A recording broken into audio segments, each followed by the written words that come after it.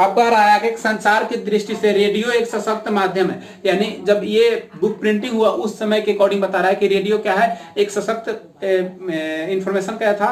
भारत में कह रहा है कि इसका प्रसारण 1923 ईस्वी में रेडियो क्लब ऑफ बॉम्बे में शुरू किया। कहां शुरू किया गया? रेडियो क्लब ऑफ बॉम्बे में शुरू किया गया 1930 में। इसमें कह रहा है कि इंडियन ब्रायोकास्टिक सिस्टम, और 1963 में इसका नाम बदलकर ऑल इंडिया रेडियो रखा गया। यानी समय समय पर इसका नाम बदल दिया गया।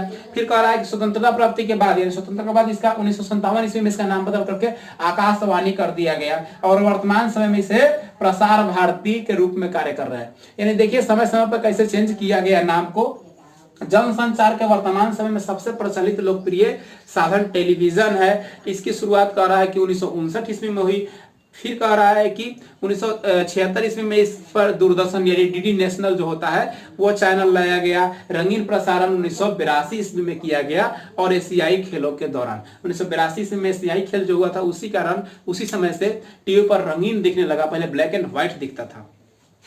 कह रहा है कि संचार के माध्यम से बच्चे, बूढ़े, महिलाएं, गरीब, अमीर सभी लोकप्रियता का लाभ उठाते हैं। समाचार पत्र पत्रिका को सुदृढ़ बनाने के लिए इन सभी साधनों का उपयोग किया जाता है। समाचार पत्र में कह रहा है कि 65,000 पत्र पत्रिकाएं 2007 तक छपती थी, और हिंदी भाषा में करीबन 25,000 समाचार पत्र पत्रिकाएं छपती थी, जिसमें हिंदी, उर्दू, बांग्ला, गुजराती, अन्य भाषाओं में भी पत्र पत्रिकाएं छपने का काम होती थी।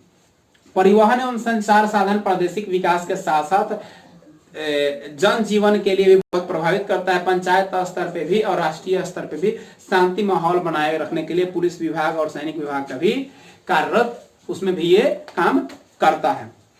अब कह रहा है अंतरराष्ट्रीय व्यापार। अंतरराष्ट्रीय व्यापार के बारे में हम लोग देख लेते हैं। तो कह रहा है कि हमारे गांव शहर व्यापार हम लोग क्या करते हैं, कोई दो व्यक्ति वस्तु खरीदता और बेचता है, और दो व्यक्ति एक राज्य से दूसरे राज्य में, एक देश से दूसरे देश में, यानी गांव से खरीदकर बड़े शहर में ले गया, बड़े शहर से दूसरे राज्य में, दूसरे राज्य से दूसरे देश में चला गया वो वस्तु, यानी आदान प्रदान हम लोग करते जाते हैं। माल की ढुलाई, माल की खरीद ऐसे हम लोग करते हैं। वर्तमान समय में विश्व में सभी देश अंतरराष्ट्रीय व्यापार पर निर्भर है।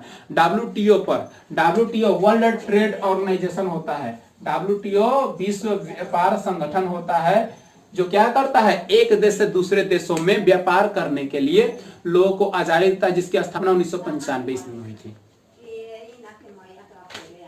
कह रहा है कि भारत में अंतरराष्ट्रीय व्यापार स्वतंत्रता प्राप्ति के बाद करें कि उद्योगीकरण और सामाजिक आर्थिक विकास में काफी तेजी हुई। ऐसे स्थिति में भारत विश्व के भौगोलिक प्रादेशिक भूखंडों पर व्यापारिक संबंध बढ़ाने में कारगर साबित हुआ, और लगातार देश की आर्थिक प्रगति भी इससे बढ़ती जा रही है। व्यापार में उल्लेखनीय काफी वृद्धि है। यहाँ के निर्यात के अपेक्षा आयात बढ़ता जा रहा है। फलतः अंतरराष्ट्रीय व्यापार का प्रतिकूल प्रभाव हमारे देश पर दिख रहा है। भारत में निर्यात की जाने वाली वस्तुएं इंजीनियरिंग सामान, पेट्रोलियम उत्पादन, रत्न, आभूषण, रसायन संबंध, वस्त्र, कृषि, अयस्क, खनिज, अन्य चीज शामिल है। जबकि आयातिक वस्तु में होने वाले वस्तु पेट्रोलियम एवं संबंधित उत्पादन, मशीनरी, इलेक्ट्रॉनिक सामान, सोना, चांदी, उर्वरक, रसायन, लोहा इत्यादि भी आते हैं। लगातार सरकार का इससे क्या हो रहा है, इनकम बढ़ता जा रहा है। भारत एशिया का पहला देश है जहां पे कह रहा है कि निर्यात साधन का महत्तम क्षेत्र पहचान किया गया। कांडला एशिया का पहला निर्यातक संवर्धन क्षेत्र स्थापित। कांडला जो बंदरगाह है, जो एशिया का सबसे पहला जो देश क्षेत्र है, वो निर्यात के लिए माना जाता है। इसके बाद 7 और अन्य क्षेत्र स्थापित किए गए, जहां से इन खामियों को दूर करके यहाँ पे आर्थिक क्षेत्र के लिए, विकास के लिए यहाँ से निर्यात किया जाना।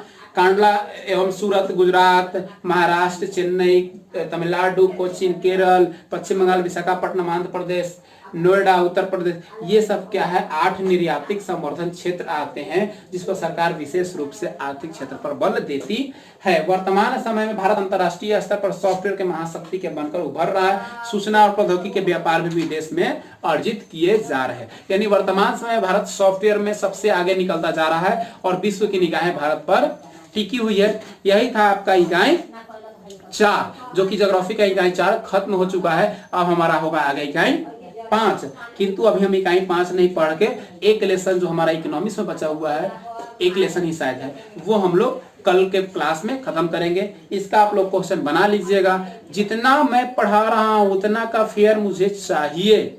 जब भी क्लास खुलेगी मुझे पूरा का पूरा फेयर चाहिए आप लोगों का। उसमें मैं कोई बहाना नहीं सुनने वाला हूं। घर पे रहिए, क्वेश्चन को बनाइए और जब क्लास खुलेगी तो क्वेश्चन याद करवाया जाएगा और सुना जाएगा। आपका बहुत कम दिनों का सिलेबस बचा हुआ है, लॉकडाउन खुलते खुलते आपका सारा सिलेबस खत्म हो चुका होगा। ठीक है, इसी के साथ आज क्लास समाप्त। जय हिंद।